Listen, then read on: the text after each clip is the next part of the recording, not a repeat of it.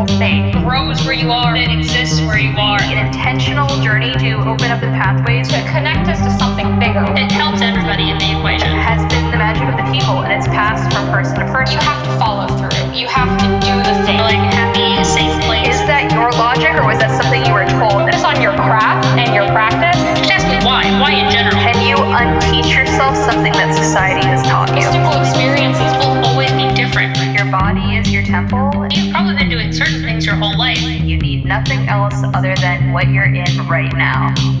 This is Georgina. This is Nike. And this is Temperance. And welcome to Occultism with a Side of Salt. Hello, this is Georgina. This is Nike.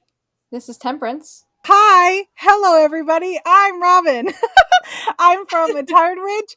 I have my own podcast called Coffee and Cauldrons, and I have a book coming out in May about tarot and how you can use its symbolism as a ritual tool for your practice called Magical Tarot. It's coming out May 11th, so go buy it or else. Welcome to Occultism with a Side of Salt. In this episode, we're going to be talking about why intention is not everything. Intention is everything is a phrase that we see in certain sects of the community, and we're going to be discussing which sects they are, where this idea originates, the history of this concept of intention versus will, what you can do beyond intention if you're someone who believes intention is everything, and how to do more than just intention in your practice, and what intention actually is, right? Because even though it isn't everything, it is a thing, and how to use intention well, effectively, to manifest the results that you desire. So let's break into it. So we're all just in agreement. We don't believe intention is everything. So You guys are bullying me. I have to agree with you at this point. I'll be kicked Good. off the podcast if I say intention is everything. No, you're allowed to disagree. No, I actually I don't think think that- intention is everything. I think that the core intention of the expression has good meaning. I think that maybe I don't know this as a fact, but I think that it probably originated as something to be encouraging to people while they're still trying to figure stuff out. I think that the expression intention is everything. It stems from something that is supposed to be really positive. And so I believe in what I believe their intention was with the expression, to encourage people to keep researching, yes, you got it wrong this time, but your intention was there. So keep researching, keep going. And it's just completely devolved into just, well, you had a thought, so magic. I think our community, and I've been called dogmatic for this, I've been called a fire and brimstone preacher for this, but I stand by it. I think our community has a tendency to be overly kind and overly positive, and so because we want to be accepting of everyone and be different from organized religion, right? We don't want to be that if you do this one wrong thing, you're going to hell type mentality. We go the whole other direction and say, no matter what you do spiritually, it's valid. No matter what you think, it's valid. There's no such thing as being wrong in spirituality. And I think that can be toxic because while obviously the majority of things you do is valid, there are things that are just, sometimes people are wrong and sometimes people do something incorrectly. And so I think this intention is everything thing is a way to avoid those type of conversations. It's a way to avoid correcting people when they get information wrong, and a way to be positive, because I think it is a great thing that our community is so accepting and so positive. I think that's great, but I do think it can go a little too far, and intention is everything is one of those examples where that kindness went into overdrive and became just a whole thing in our community that now we have to debunk. Well, I think, I really want to point it out, I find the phrase intention is everything is super harmful to beginners because it teaches them lazy magic. I'm just, maybe that's a take that's going to have to be patrons only, but when someone is asking for direction and help with learning the beginning steps of effective magic, and we tell them, oh, it doesn't matter what you do because intention is everything. We're teaching them effectively lazy spellcasting and lazy ritual because these things do matter. They are important. There's correspondence for a reason. There's rituals that are written out step by step for a reason. You wouldn't just go into, a banishing ritual and be well, my intention is to banish, so I'm done here. Like that's not what happens. It's not how it works. In my experience, it often feels like we are coddling people because we want to be like, oh, it's okay. I know you don't want to work very hard. I know that it's really difficult to understand. I know it's really complicated and there's like a lot of steps. All you need is intention. Like it feels like we're babying all the beginners who are coming into it because, like, yeah, it's hard. Yeah, there's a lot of steps. Yeah, there's a lot to learn. Like, to lie about that and just say all you need is intention is a disservice, because then they're not even doing magic. They're just thinking thoughts really hard and then nothing's happening, and then they're just like, why didn't anything happen? And it's also why I think everybody it goes into fear mongering and everything, but it's why a lot of people go to like self-love as their first spell. And I'm like, you can do things with more substance. It's not dangerous, but just to coddle them and be like, it's okay, sweetie. You don't need to work at it at all. You don't need to read all those hard books, even though they're not really all that hard. You don't need to put any time into it. Just think really hard, and now you're a witch. Yeah. I think that it results in people thinking we talked about this in the imposter syndrome episode forever ago, right? When you first learn something, you tend to get a false sense of ego. It's called the Dunning-Kruger effect. So when you get into it, you think you know everything really fast. You've read a couple books and you're like, I am a master of witchcraft. And then you realize you discover something like, say, Kabbalistic formulation, or like the ritual formulation you see in Thelema, right? Where everything's based on gematria. Or you discover a practice like traditional witchcraft that has concepts like transgression and astral work and all these things that are way out of that sort of like beginner type of stuff you learn. And then you fall into complete imposter syndrome and think you're a fraud. And then with time, you actually develop like an understanding of where your skill is with time. And I think when we say intention is everything, it creates that happening even more than it would otherwise, right? Because it's really easy when you get into our community, especially if you're learning through the internet, to just see what's popular online, that sort of popular current that is the like internet witchcraft current. Because I think it's a whole separate current at this point, but that's a whole conversation. And so people think they're an expert really fast. They think all there is to know is these sort of popular trends. And then when they eventually find out about these more complex ideas of magic, besides like lighting a candle, right? They discover like things like correspondence or ritual timing or any of these other things that sort of make magic work, or like the theories behind the mechanics of magic, because there are various theories on why it works and different traditions have different takes on that. It just holds them back, right? I think a big reason is people are learning online and they're not approaching texts that are more theoretical based, that explain like theories on why it works or like how it works and sort of the rationale behind it, which, I mean, we can't blame people, right? Like they're going to see what they see online. They're not going to know, like I didn't come into the occult knowing what the IAO formula was, right? No, of course I didn't. I didn't know what the fuck that meant. I was like, I can put stuff in a jar and it makes things happen, right? And then with time, we learn about these things. But I think the intention thing just holds people back and enables the Dunning-Kruger effect. I also feel like when you have this intention is everything, it's when also like definitions start to become really conflated. Like, do you guys remember when chaos magic, big parentheses on that one, became popular over the summer on the internet? And you had people that would just do anything. And when they were doing that anything, it then became, well, haven't you ever heard of a little thing called chaos magic? And it's like, well, yes, I understand that the word chaos in and of itself implies, this disorder and lack of structure, but there is actually kind of like a structure here, and completely ignoring that and ignoring what it means they're not the same thing. Like what you're doing is just being chaotic. It's not chaos magic.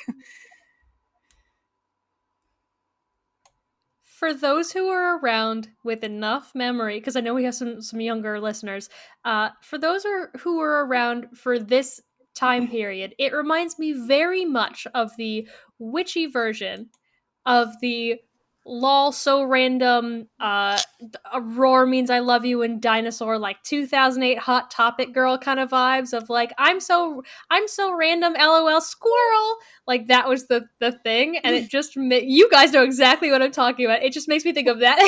You're not allowed to speak on my culture. Like, you're not allowed to speak on my culture Honestly, like that. this is cultural appropriation. That's what's I happening grew up right in that now. culture too. Okay, First of don't all, you even 2008. try.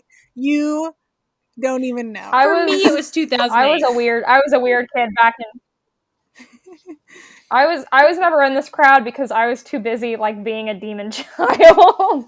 That's true. No, I will fully admit it's really embarrassing. I definitely was one of those girls that had the like Hot Topic Gurr shirt, like Gurr from Invader Zim. Like I had that, but I wasn't allowed to do any of the rest of it. Like I couldn't cut or dye my hair, so I was just like a normal looking kid, but with the Gurr shirt that was like the cupcakes on the back and everything. So I was so I can like see you wearing that. not.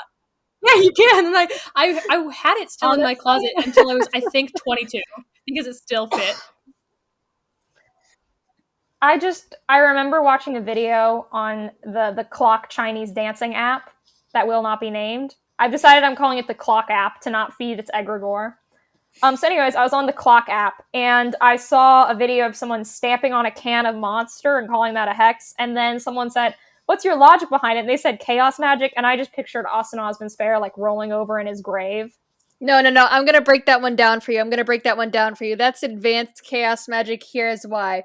Monster, you take the M and it's really 666. I cannot deal with you. As soon as you were like, let me tell you why, I was like, this bitch is not about to go there. You take the M and it's the 666, and yeah, it's advanced chaos. Oh my god, I remember that video. It was like a Fox News thing. The person thought like, so you're just combining evangelical Christian logic with chaos magic and making it work. I see. That's all. Perfect. You're right. You know what? I agree. You're doing That's some advanced new chaos magic. Advanced chaos magic. Also, what the fuck is... I continue to ask what is candle magic, because candles are used in every tradition ever. It's a fucking tool. It's like saying you're into chalice magic, but I digress.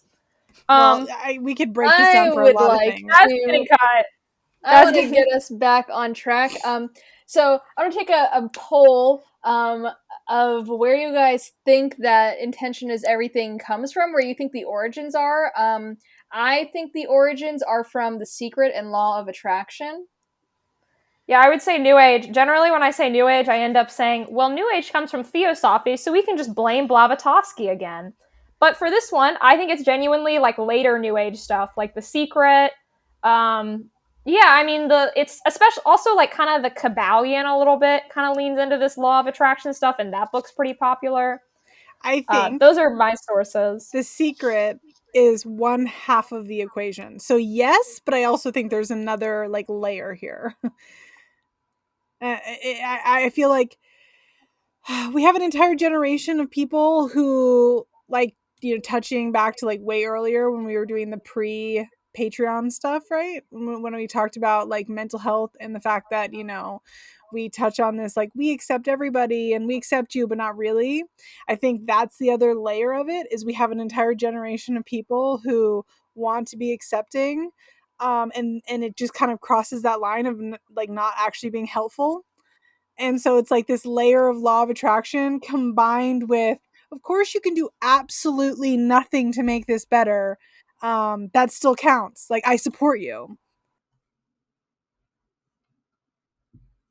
I'm gonna be potentially controversial to listeners. I don't know. I mean, with our viewers, I don't think so.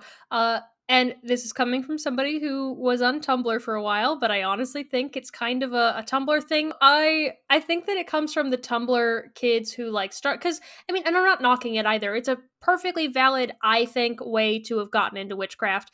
Tumblr, in my opinion, is not nearly as bad as TikTok because you could at least link sources and have like longer posts, and it's a whole nother debate. But I think that it comes from Tumblr people because it was also a lot of teenagers, and it's that mix of what Tempo is saying about like wanting to be validated, and the opposite of like, boomers and Gen X and whoever who are really not accepting. So it's the mix of Tumblr wanting to be accepting of everybody and all the ways that Tumblr has those problems in its history, and we all know about that.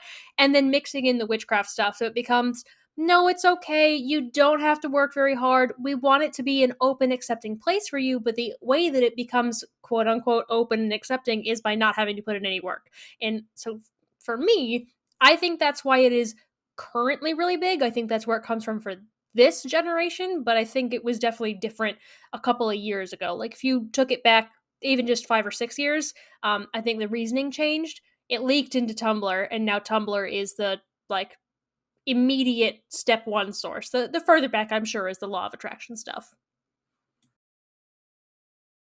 And I think the reinforcement of every practice is valid, no matter what you do is valid. Like this validity obsession, I think, feeds into it even more with the current generation. Because right now, like, there's an online culture where critiquing someone for spreading misinformation or being like, hey, I don't really think that correspondence makes sense. Like, maybe you shouldn't use a lemon for that type of working, like becomes a personal attack.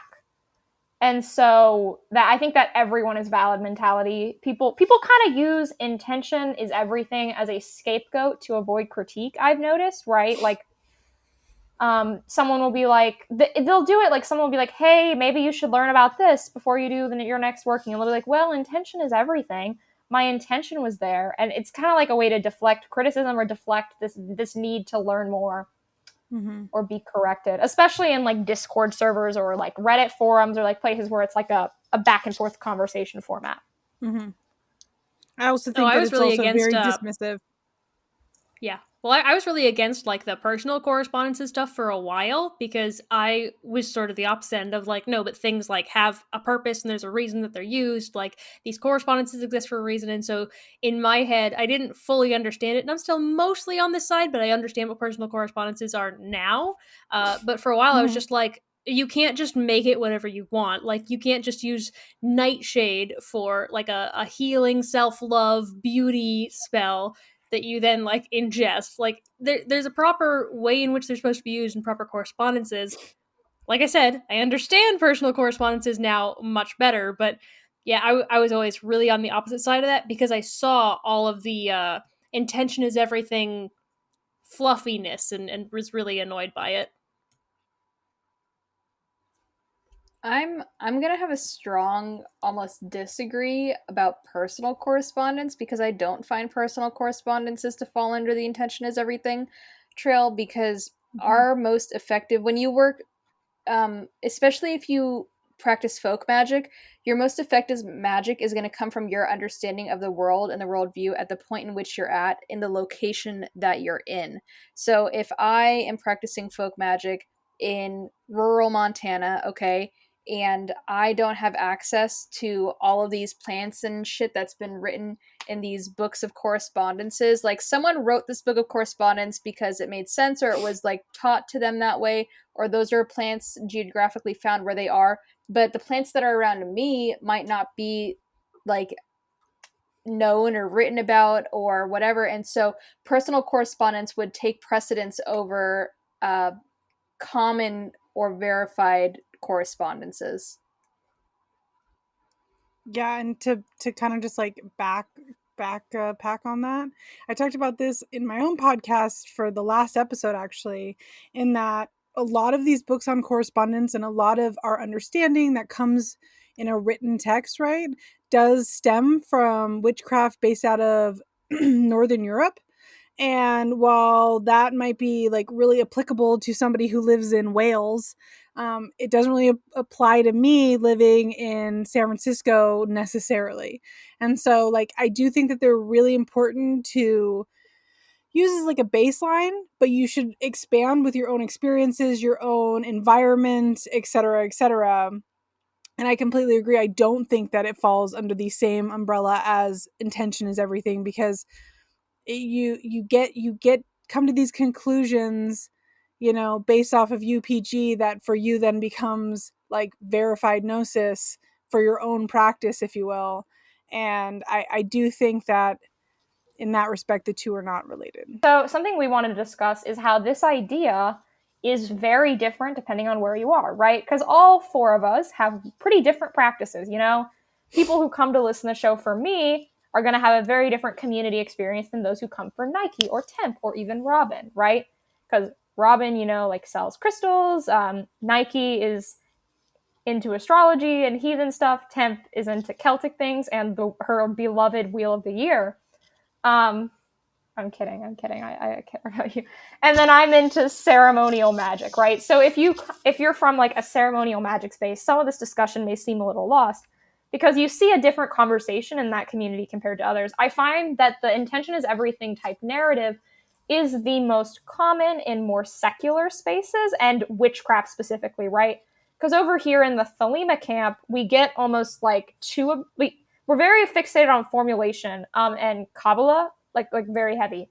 And so sometimes it can even go like into overdrive in the other direction.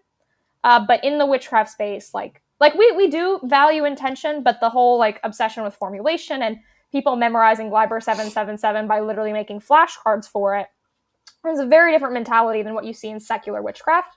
And secular witchcraft is the most popular tradition in the occult community currently. Unless I guess you count New Age, but that's not really occult. It's an overlapping space, but it's not the same. So secular witchcraft, I think, for me personally, that's where I see it the most. I have kind of a hot take on this.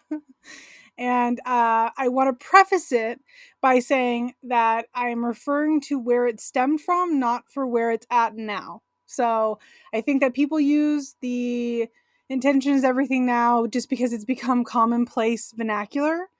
But where I think it stemmed from, aside from things like The Secret and all that, is I think it honestly stemmed from middle-aged white women who had way too much money, who have never really had to work for anything in their entire life, because they've been born with a silver spoon in their mouth, or they've had a very privileged lifestyle, and they wanted to be spiritual. They wanted to, let's call it, dabble into witchcraft or occultism, etc., but they didn't really want to commit, and they didn't want to be told they're wrong because they're not used to being told that they're wrong. And so that's kind of where I view it as being a huge part of where its birth came from. And quite frankly, things like the internet, who is popular online? And I don't mean it like in terms of like where we are right now in the witchcraft community. I mean in a greater spectrum of the internet. White, wealthy women. And then they get into yoga and spiritualism, etc., and they start perpetuating this, vernacular, this slogan, and it then becomes commonplace because influencers and people that you look up to are using it all the time, and they're living an affluential lifestyle, an aspirational lifestyle that you, who maybe doesn't have such a cushy life, want to be like. And so suddenly, without even realizing it, you're saying this thing that in my opinion stems from privilege. I know that's kind of a hot take, but it's really what I think. I agree with your take. I totally agree. I agree. For the origins, yes, I think it's definitely like a yoga mom take that got filtered into the community. And that's why I just wanted to see clarify. I didn't believe it's right now. Yeah. No, the places that I see it most commonly are it's really specific, and you guys are going to know exactly what I'm talking about. So I'm into like heathenry and Norse practice. I'm into astrology and all of that. The place I see intention is everything the very, very most is the Hellenic pagans. Like people that work with the Greek gods, I see it absolutely the most there. And we know that it's because it's the most popular, it's the most pop culture. But when people work with Greek gods, and it's usually like the couple of starter ones, especially, and it's not a knock on these people who worship these gods, it's just where I see it then even in a micro version further. I see it a lot with people who follow Aphrodite and people who follow Dionysus. Those two specifically. Again, not all the people who follow them are like this. It's just where I see more of it more frequently from my own personal experience. And it's because they get considered like quote unquote beginner deities, maybe even like Loki in the heathen space, but heathenry tends to be a little bit more structured. So I tend to see it in the beginner followers, like the beginner god followers, because they get wrapped into that, and it's often the Tumblr mentality and the pop culture stuff that gets them into it, so they think it's just fun and games. For me, I just see it a lot with Hellenic polytheists. I think that I see it the most. I see it the most in two places. One, I see it on Instagram with like influencers trying to, and it's not just like the only reason I'm saying Instagram, but I'm really actually meaning social media at large. I just happen to be the most on Instagram. But I've seen it on Twitter, I've seen it on TikTok, I've seen it on Facebook, I've seen it on Tumblr. It's used by influencers who want to make their following feel comfortable, feel safe, feel accepted. It's not really used as a learning point. It's used to enable and reinforce almost like a parasocial relationship with the content creator, because like you're constantly being validated in your beliefs or your practices or your opinions based off that. And it's not just within the witchcraft community. Like I've seen it span the whole larger spiritually inclined communities. So like we're talking like body positivity people, we're talking about like yoga people, we're talking about fitness, we're talking about spirituality and religion. Like I've seen it span the whole spectrum of like this phrase and how it's been used. I also see it a lot on social media chat boards like Discord servers. A lot of like well-meaning people will come in and be like, I'm trying to learn how to do this and witchcraft and blah blah blah, and then someone will come in immediately and be like, well, intention is everything, like don't worry about it, don't sweat it. Like those are where I see it, and it's always coming from like a secular point of view of like, for me, actually very dissimilar to Nike, is like I'm seeing it with people who don't work with any gods, who don't work with any spirits, people who are just trying to like shoot their shot with magic and see what sticks and what doesn't. Well, I mean, you only really see it with results magic, with people who are doing magic to, because when we're working with deities, it's not the mysticism crowd, right? It's not the people working with like Hellenic deities who are trying to like become close to God. It's because intention is everything is typically used in regards to like manifesting results, right? I only really see it with results magic. I don't see it in any other community. I think any community that's results magic focused tends to have this message flying around. It makes me think of those vision boards, which I think are perfectly valid, but it definitely makes me think of that mentality. Vision boards definitely are what comes to mind when I think of the no effort, just look at it and think your thoughts kind of results based, but no effort based. Intention is everything kind of sentiments. Well, vision boards I think are something, now we're probably going to have someone like in some chat come in and correct me on this. I first learned about the vision boards technique while I was going through CBT, that's cognitive behavioral therapy, about 10 to 15 years ago, somewhere in that range. And I was given the project of creating a vision board so that I could start moving my headspace and like my behavior out of what I was doing into where I wanted to go. And I think that actually I've seen the overlap a lot within our community of like especially cognitive behavioral therapy techniques get overlapped and like kind of grafted onto the spirituality world, and then like the therapy bits kind of get taken away, but like the bones, the structure of it kind of stays and gets shifted into something new. Going off that as well, I also feel like saying that it becomes a very minimizing term, and it becomes this almost accidental gaslighting that happens where it's not gaslighting, but I can't think of a better term right now, where you're basically telling somebody, oh, you have questions, you have thoughts, well, that doesn't really matter because intention is everything. And it becomes really detrimental, and you do see it a lot in not you see that sort of same energy a lot when you're looking at therapy and stuff like that and trying to get your brain to move forward from a situation. If you had somebody coming in just being like, yeah, but it'll get better, it's fine, that's not helping at all. I think in general there's a big overlap in the secular witchcraft community of pop psychology. Yes. It's like how shadow work has been kind of diluted to just mean self-reflection rather than what Jung was actually talking about. Like I think like it's the intersection of pop psychology is sort of where that, because I really only see it with the secular witchcraft spaces where you see the like big like overlap where it kind of gets muddy as to where the mysticism, well I guess no secular practice would be mysticism, but like the occultism ends and the psychology begins, those type of practices, I think you see that kind of overlap a lot. I would actually like to like further specify. I don't find it to be secular at large. I find it to be a right-hand path leaning or secular internet witchcraft communities, because a lot of these talking points are just rallied on the internet. We're not seeing them being echoed in our literature. Even in secular literature, it's not being echoed. So these are really internet talking points, and community ideologies. And it's really important to recognize the impact of the internet onto witchcraft and occult communities, because we create a lot of dialogue within these communities online before they ever get written into books, or like things that are written in books get changed through internet dialogue and discourse and debate. So it's actually a really important place that a lot of these ideas formulate and change. But I think it's almost wholly related to specifically the internet. I think it takes a while for ideas that begin on the internet to leak into in-person spaces and then like books, you know, because it takes a while to write a book. You don't just like write it in like a day, you know, like it takes a good amount of time.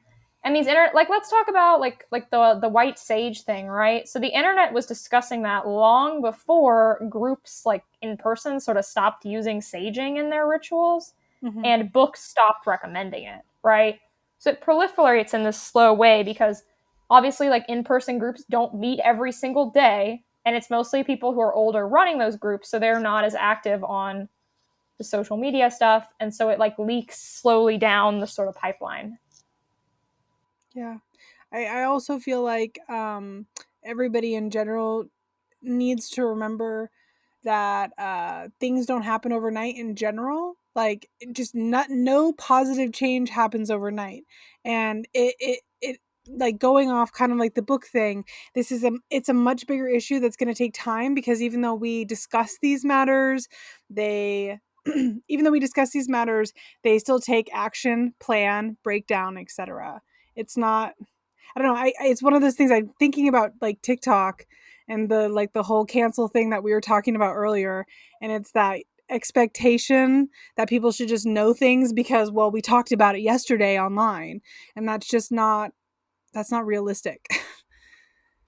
Like even this podcast, right? We talk about hot button online topics a lot, and it still takes like from the time we record to when it get out 2 to 3 weeks.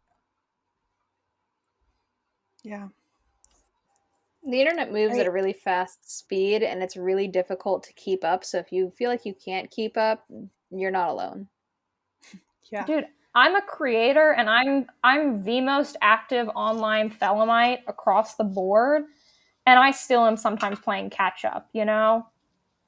And I post like every day. I post like, well, as an inside look, it's also why we try to cover like more general topics that have a lot of relevance. We don't try to cover emerging things that are happening right at this moment, because the trend might be gone. You know, we're not going to be covering social media trends. We're just going to be talking about things that are present and have been present for at least a few months, if not years, if not decades. You know, we want to cover universal issues that aren't just going to disappear overnight, because a lot of the trends of things happening, a lot of the mini drama and the mini conversations that don't really need to be talked about, don't need to be talked about because they're just gonna go away. They might be part of a broader conversation, but you know, we don't try to get into the specific drama stuff. Something else I just thought of before we change subject that I wanted to bring up earlier, and then I just forgot. My brain is made of pudding. Sorry, guys. Is that when you say that sort of thing as well, I also feel like it is unintentionally and sometimes racist, because you do have these paths that intentioning is not only not everything, but there are very strict rules to follow, etc. And like, take thelema out of the question. You look at things like hoodoo, like santeria, brujeria, like these are practices that have like structure, and it isn't just, you don't make your own UPG. I'm sorry, not UPG. Yeah, UPG. Again, brain is made of pudding. You don't make your own UPG in these practices. These are things that are passed down to you through, an elder who teaches you these things, etc. And so by saying those things, sometimes you might be accidentally being really dismissive of somebody's like culture, and like you might be racially bypassing them by mistake. And so I would use the expression with a grain of salt and try to use it very, very carefully. Or we could just stop saying it and say intention matters but isn't everything. So let's discuss, what does intention actually do? What is the mechanism of intention and magic? Where does the line end and begin? I think that's going to come down to how you believe magic functions, and your understanding of how it works. But like on a super basic level, right? Like if we're going to break it down into basic components, and we're going to take out all the isms, because Georgina could explain this with a million isms, and I'm going to give it to you guys fucking raw dog explanation. When we work magic, when we work ritual, we have to have for the most part, we have to have a specific goal in mind. That goal is our intention, right? And then there's a different component of will, and they're not the same. So when you're talking about intention in spellcraft, you're really talking about, okay, like let's say I'm going to do money magic, okay? My intention is that I'm going to get a new job with this salary, but I haven't performed the ritual yet. I haven't performed the magic. So I haven't exerted my will. I haven't done anything with that. I've just stated my intention, like my purpose. My purpose statement has been assigned, but it hasn't progressed past myself yet. I haven't put it out there. So I have the intention. I have not released it. And to me, that's the difference. Mm-hmm. Yeah, will is much more active than intention. Intention is like your concept, but you don't like when you think you want something, that's not willing it into existence. Will is forceful. Will is of the wand, of the element. In Thelema, will is a verb. The wand with fire, right? Yeah, like will is something you do and you follow through, right? Will is aggressive and kind of, you know what I mean? Like will is not a passive thing. You don't say like, so something I want is to find my true love, right? Me saying that is not willing that into my life. That's not following my will. Just saying the words is not enough. Will is going and doing the ritual, thinking about the timing, lining up your correspondences, and then after the ritual is done, following through with the mundane actions. Mm-hmm. There's an element there, and we haven't. Go ahead. for it. No, go ahead. Finish your thought. Okay. There's an element that like it's not for this conversation, and I feel like it gets into like next level magic maybe, but depending on your tradition, I know that I believe this though.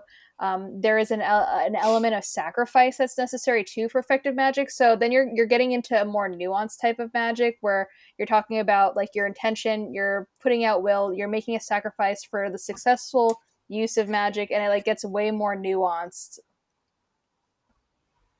What? I'm laughing because we're twin flames, because this is exactly what I was just going to say.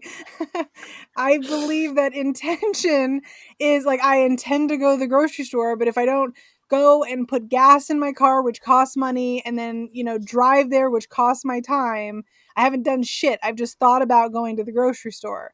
And I believe that intention is the goal, right? It's what you want to have happen. But then there's the sacrifice that comes along with it. It's the sacrifice of your energy. It's the sacrifice of the ritual, the sacrifice of, if you are somebody who does offerings to a deity or ancestors or whomever, it is the intention plus sacrifice equals magic. And sacrifice will look different depending on your path, depending on, who you are and how that looks. But you can't have magic without the sacrifice, regardless of how that looks per person. It's just, if you just intend it, it's just a fucking thought. Well, how many times have we brought up, or at least I have, it's one of my favorite ones to go for in terms of intention.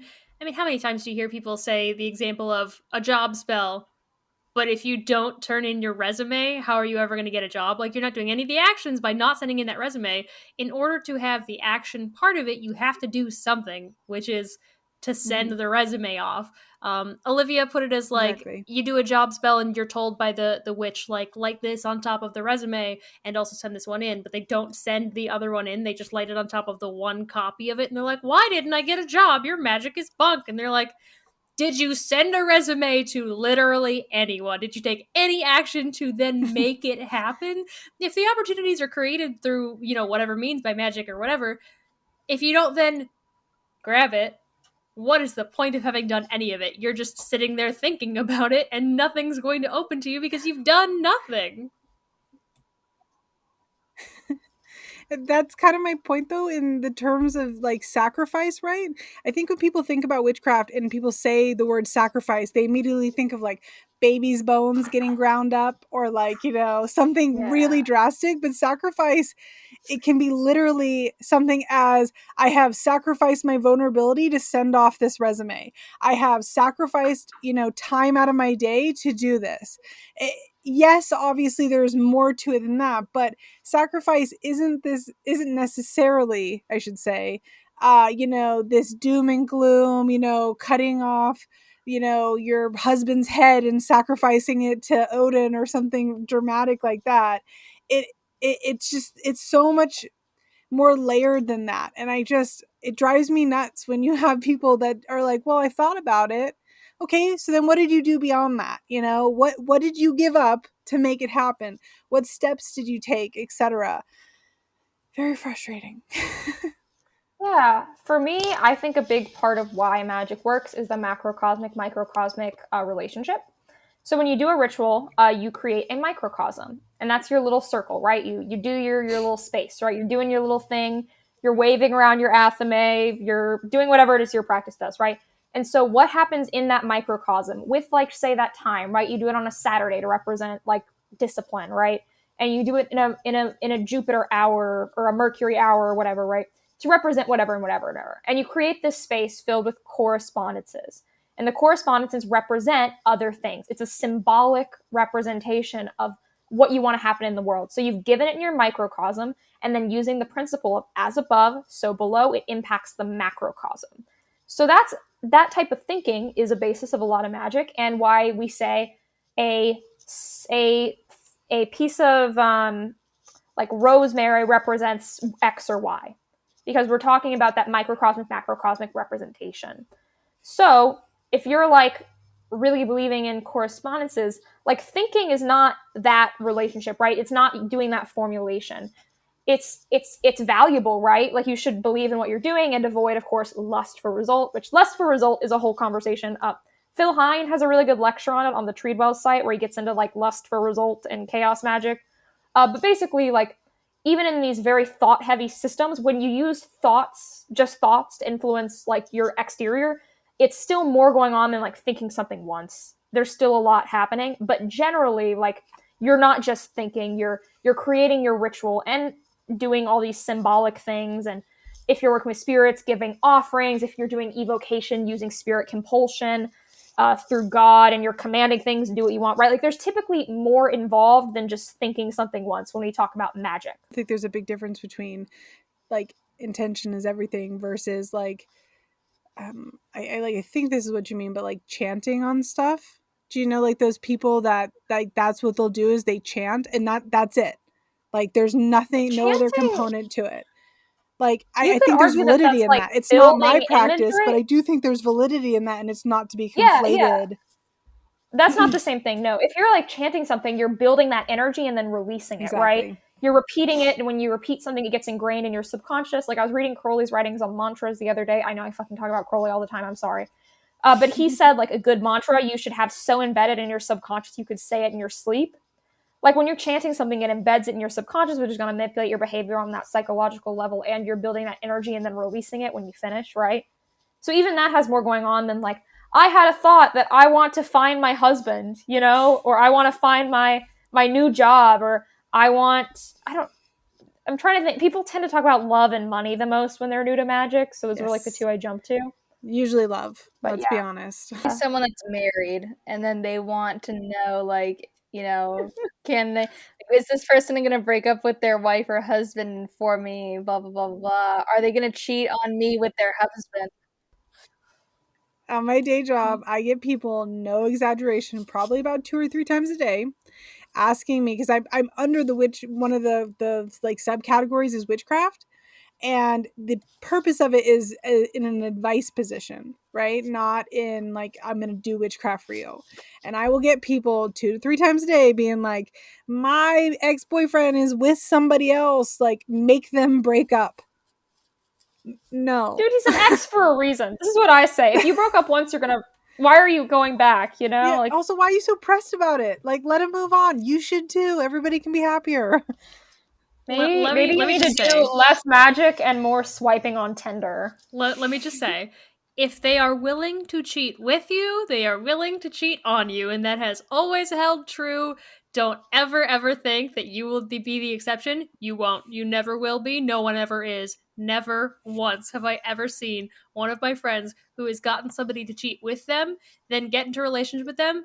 They always immediately get cheated on. That's just how that goes. Don't do a love spell to get somebody to cheat with you. It's not because it's immoral or anything. It's just because you're going to get cheated on. Just saying. I think in general, love spells, because we have a whole episode on like the morality of love magic. I think sometimes it's less a moral conversation and more a conversation of logic, right? Like, maybe you don't want to like force someone to like you and cheat on their partner for you. Maybe that's being selfish, and because when you're in a relationship, it should be a give and take. You should care about them. If you're forcing them to leave the person they're happy with to be with you, that is selfish, and that shows a lack of care for the other person. I don't know. I agree. Hot take there. I don't think that's a hot take. I think that more people should accept that take, listen to that take, absorb that take, bring it into their life, breathe it in. My final thoughts are that intention is not everything. If you have listened to the entire show and still think it is everything, that's okay. We can agree to disagree. Sometimes I'm right and you're wrong. That's valid. I'm kidding. Not kidding. But anyways, I hope that this expanded your mind, because I think this expression is thrown around dogmatically and is used as like a sort of like a law in witchcraft in the online community. Some people certainly think it is. And so I hope that this sort of expanded your mind. And I would suggest, researching like theories on why magic works, thinking about, why am I doing my ritual like this? What is the logic behind it? What is my rationale? Why does this work? And sort of question, like, is me just thinking going to get something? And like, just take a deeper analysis with your magic. And hopefully this episode can inspire you to look a little deeper. You don't have to go full Thelemite and like memorize Liber 777 for some goddamn reason, even though there's a copy of the book right on your desk. Anyways, but I do think we should think a little deeper about what we're doing and why, and question our practices and our mechanics, and just try to take our practice a little bit deeper. If you're someone who previously thought intention was everything and is now having like an existential crisis, that's good. That means you're learning. We need to expand our minds and consider new perspectives. My final thoughts are that it's okay if you've had the mentality that intention is everything. I get where it comes from, but it's always good to think beyond that and think, well, why do I feel that intention is just good enough? I love a good old why question. And I think that, having no action put behind anything just feels kind of silly. So take action. Action's good. Motivation and doing stuff. My final thoughts are, your practice is valid. That's it? That's it. That's my final thought. Thanks, Mom. My final thoughts are that as witches, we should know better than anybody that words matter, and that language is important, and that even though sometimes our intentions might be to be encouraging and helpful, and that comes from a good place, it doesn't detract from the fact that we're using words that are accidentally harmful. And so we should use our words carefully because they matter. All right. Thanks, patrons. We're getting you. I promise we're being more consistent. We're doing our best. Big ol' thank yous to Maria Corin, Kat, J. Lee. I'm gonna make sure I always get that right. I'm never forgetting it now. Evan Owens and Barry King. Y'all are super cool. Robyn, you're not gonna know this, but we have a patron whose name is spelled Jai space Leigh, and I figured the last name was probably Lee. If you want to support the show, you can join the Occultism with a Side of Salt Patreon for video versions that are extended, because Georgina's cut is the public cut, and Nike's unhinged cut goes to the patrons, as well as our pre-show. We record for about 15 to 20 minutes prior to every episode. So if you want some verbal shitposting or discussions that we just can't post publicly, that would be the place to go. As well as we give monthly shadow work prompts, and you get special bonus episodes for every Sabbath. Though they do sometimes come out a little late. You do get them, and those are in video form. So if you want to find me, I am Georgina Rose. I go by Darling, DAAT, not DOT. It's like the false Sephira from the Kabbalistic Tree of Life. And I am on Instagram, TikTok, Twitter, YouTube, and Patreon. And I'm Nike. You can find me, Warrior Witch Nike, pretty much everywhere. Warrior Witch N on Twitter for, similar vibes of chaotic energy, because it's where I'm the absolute most unhinged. So, I'm around. Come hang out with me.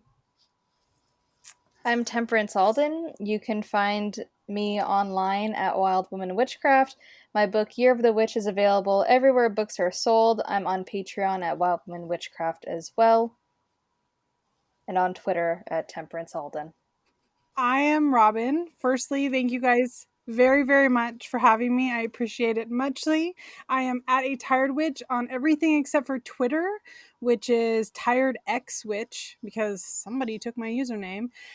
And you should go and buy my book, Magical Tarot, or I will actually cry. I will cry and send you my tears personally. And this has been Occultism with a Side of Salt. Non-tangible thing. Grows where you are, it exists where you are. An intentional journey to open up the pathways To connect us to something bigger. It helps everybody in the equation. has been the magic of the people, and it's passed from person to person. You have to follow through. You have to do the thing. Like happy, safe place. Is that your logic, or was that something you were told? Focus on your craft.